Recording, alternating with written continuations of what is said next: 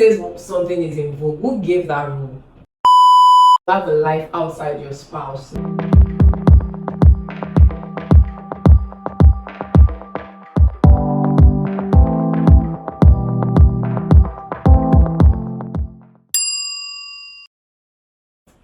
Hi my loves, welcome back to another sit down series on navigating our adulthood. And if you are new here, welcome. Hi, hello, my name is Lewa. On this channel we do sit down videos, vlog, lifestyle, navigating our adulthood, and you know, all the basically all of these things are going to be majorly from my own point of view and giving you some of my past experiences. I want you to be very, very intentional about your 2024, about your year this year.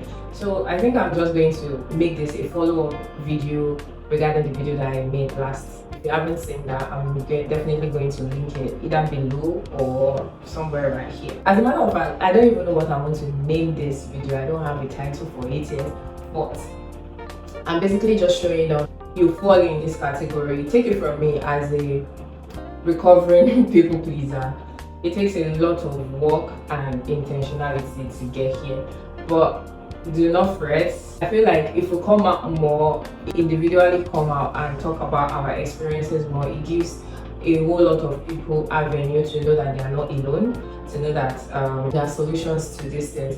So without further ado, let's get right into this video. A very long time I thought I made the right choices, made the right decisions. I'm always vetting each and everything that I want to do. I want things to go my way. I plan to see in every sector and every area of my life. And judging from this, I think you're going to say, oh, she's very independent and strong, opinionated, right? And with this kind of personality, you would think that I'm not going to get it wrong, right? Well, I failed woefully. With this kind of personality, we tend to, or let me take that phrase back, I tend to make myself second priority while making each and every other person in my life the first priority. For a very long time, I thought I have things figured out, I plan things to a T, I'm very independent, strongly opinionated, and I want things to go my way. I plan things accordingly and I can never get it wrong, right? But I wasn't really saying myself. You know, there's a difference between seeing yourself in the mirror and actually sitting down, reflecting, and seeing yourself for who you are. I wasn't really seeing myself. So, say for instance, I will come off as, I usually say things like, oh, I can stay on my own, I can be by myself, I can do things on my own. But it is easier said than done. Those people are around you.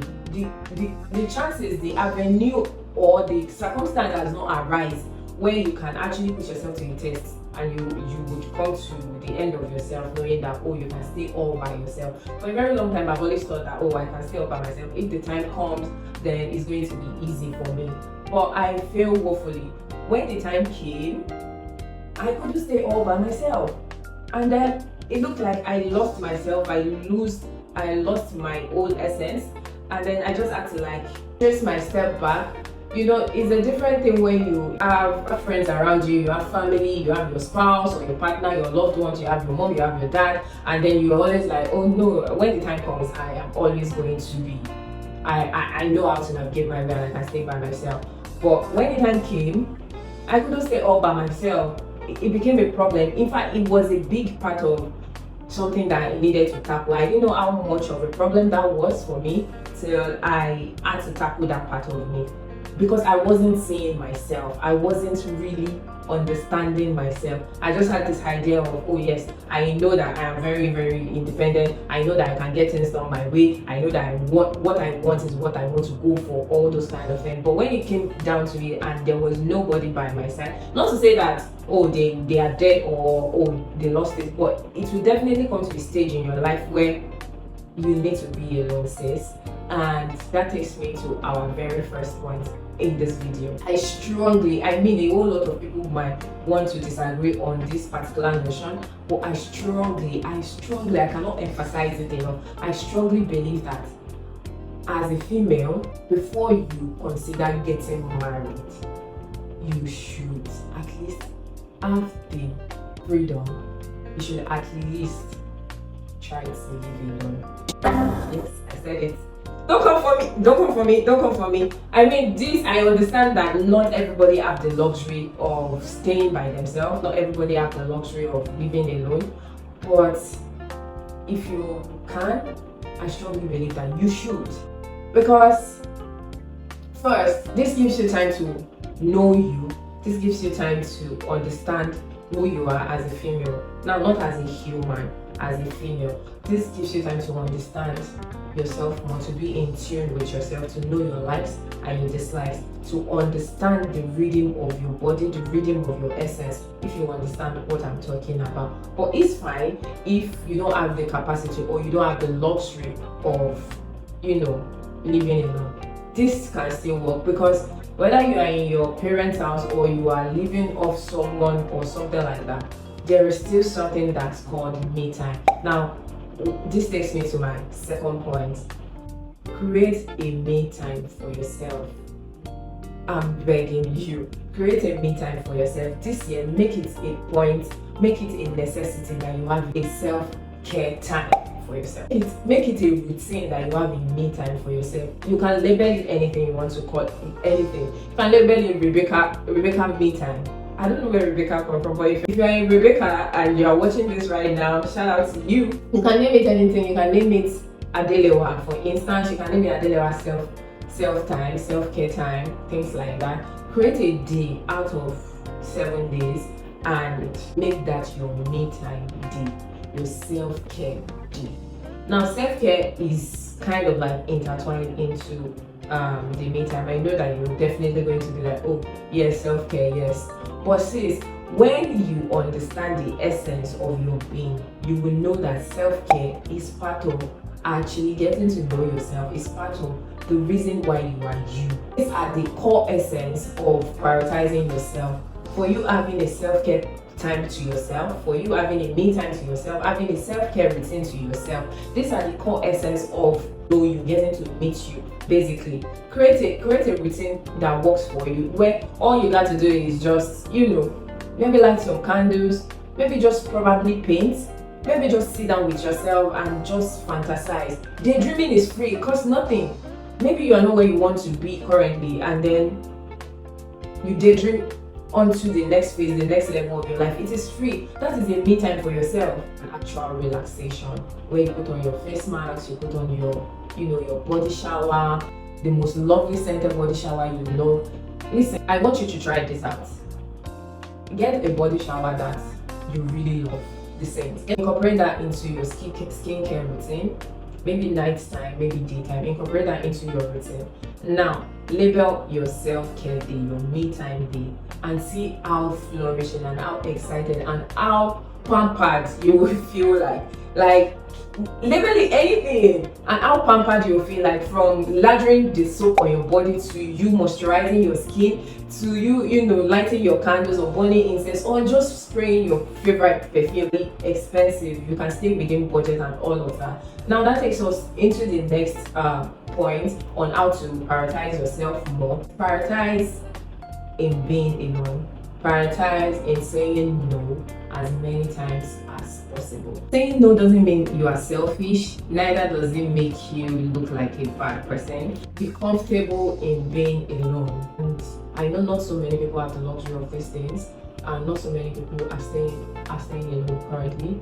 But focusing on yourself might be a bit daunting and tricky if you're a people pleaser. Take it from me, from a recovering people pleaser. I mean, I'm still works in the book, or should I say I've recovered? Hallelujah, hallelujah, somebody. But take it from me, it can be a bit daunting. Not because you are weak, not because you are lacking somewhere, something is lacking in your life. It's just because you have this urge to want to be there for people all the time.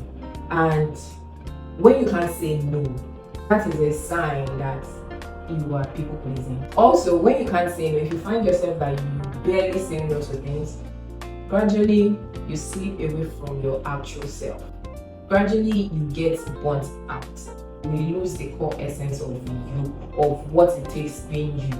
How do you get to realize and be at the forefront and know that you need to start saying more no's? You want to put it on a scale, or you want to actually think about it. The amount of times that you said yes to things is higher than the amount of times that you said no. To make it an habit, at least make that an habit. Do that for you this year. Make that an habit, that the amount of times that you say yes to things is drastically lower to the amount of times that you say no to things. Think about it deeply. I mean, it's totally different when it comes to family. I can do almost anything for my family, but I know when I am also going over. But that is because I've sat down with myself, I've reflected, and this is the core essence of what I mentioned earlier of being alone as well. Going on to the next point, take yourself on dates. I know a lot of us, especially in this country, in Nigeria, we have this notion that you can't go on solo dates. Masturbate yourself. If you try it once, you will never want to go back. Take yourself on solo dates. If you can afford it, take solo trips. You don't even necessarily have to go to the abroad before you get on solo trips and all of that. Inside these 36 states, how many states have you been to? If I'm guilty, and I've made it a point of duty that this year I'm going to even explore more. And that is why I'm here, so that we can hold each other accountable. Take yourself on that solo date. Take yourself to cute, nice restaurant. Don't wait for no man to come and do that for you. The more you pour back into yourself, the more you are able to give out to the community, the more your goals are even clearer. Because nobody can love you as much as you love yourself. I want you to understand that this might be a very hard pill to swallow, to be very honest, but there's nobody, either it's being the opposite sex or even the same sex, no one can love you as much as you love yourself. Now, if you're not loving yourself, you are basically telling yourself, you're telling your younger self, your inner self, that you are not worthy. So how do you want other parties to see you as worthy? Make it make sense? That takes me to my next point. We dive into goals. Set goals for yourself. I've said this in my previous videos. Have a realistic goal. I'm going to also link that below. I think I'm going to make this a series because I feel like this is going to be tearing into a part 2 because there's a whole lot to unpack. Realistic goals, not the ones that you cannot achieve, not that, oh, I want to go and buy GLE 250 or something at the end of the month, or I want to travel out for vacation and you know that you can afford it. Set realistic goals. Look at where you are currently and then make efforts to better the version of yourself yesterday. That is a little trick you can do for yourself, and the best gift that you can give yourself this year. You will be misunderstood on this journey, and that is fine. It is totally fine. I want you to take it at the back of your mind that you are going to be misunderstood. A lot of people are going to call you weird. A lot of people are going to call you funny. A lot of people are going to say that you are doing too much. But make it a point of focus that it is you versus you. It is you we are talking about this time around. This new year, you are focusing on you. You are focusing on a whole lot of things that you set for yourself. Okay, let's take a mental picture right now. I'm so sure that when we were younger, you and me both, we are much more free-spirited, happier. We have wild goals in our head. We daydream a lot. And I know that I'm not just talking about myself. I'm speaking for a whole lot of you guys out there. Take a look at the mental picture and just look at your younger self. And then all the goals, all the dreams that she has fantasized about. People pleasing wasn't part of it. Not focusing on herself wasn't part of it. I mean, she had a lot of wild goals. Probably she doesn't know how to achieve them when she was younger, but now you are older. And then that gives you the leverage to make your younger self proud. Does that make sense, miss? Make it a priority this year to put a step forward and say no multiple times. Count it as much as you want. Realize and be proud of yourself that you said no to. For instance, you're in the midst of, girls. I always love to give examples. Say for instance, you're in the midst of girls and like, oh, we're trying to like buy this bundle of hair, for instance, and then just so that you don't want to feel like an outcast, you really cannot afford that hair, you really cannot afford that bundle, but then you're willing to take the extra risk, probably go through thick and thin, go through all your savings just to get that hair as well, just because you're cohorts are also, saying that is what is in vogue. To be honest, who says something is in vogue? Who gave that rule? Who gave the rule of something is in vogue? Who gave the rule of this is what is trending? Sit down with yourself and reflect really and be like, create your own style. It doesn't matter if it is trending. What matters is if it is timeless. Now, are you timeless?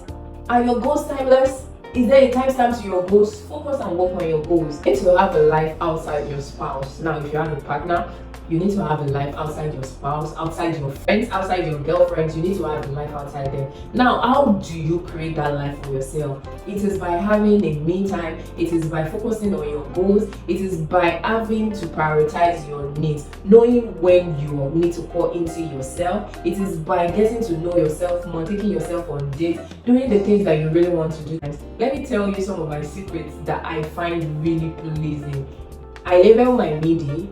Nobody disturbs my me time. Self-care is very, very important to me. Sometimes I sit down on my own and do my makeup. I have no intention of going anywhere. I just sit down, I beat my face, and I am so happy. I love it. Take yourself on solo dates, take yourself on nice wine tasting. You can do a whole lot of fun things alone that you don't need people to feel seen. This is how you even overcome shyness, to be very honest. This is how you overcome the fear of anxiety. This is how you overcome, if you're a shy person, this is how you overcome all your shyness. It's just going on a solo. You don't even need to take pictures. You can document things for your memories, like memory's sake. Oh, you painted this, or you went for this poetry class, you went for this art class, you went for this wine tasting event. You can document snippets here and there. You don't need to make this things for the gram or for the social media life.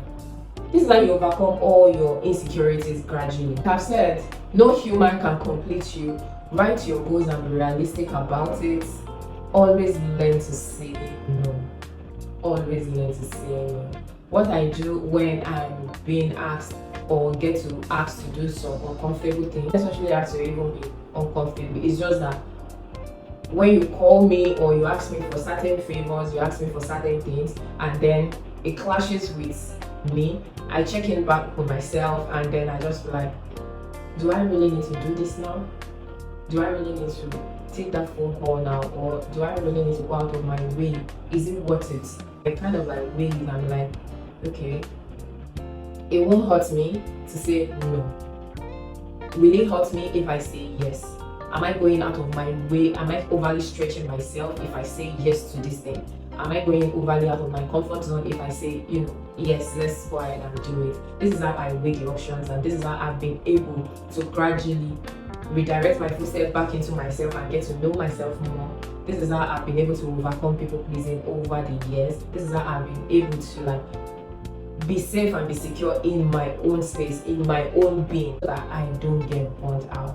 It just helps you, maintain your feminine energy. You exude that feminine energy more. You are able to do more for yourself. Your standard really, really high. And so long you don't lose yourself, every other thing, every other person is just noise. I feel like there's going to be a part 2. It's going to turn into a series. So let me know in the comment down below if you would like more on this episode, on this series.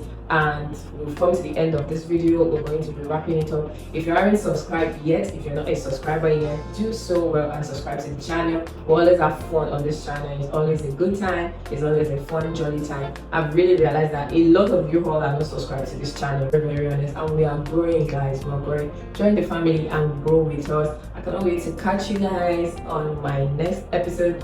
Till then, I remain my humble self. See you guys. Mwah.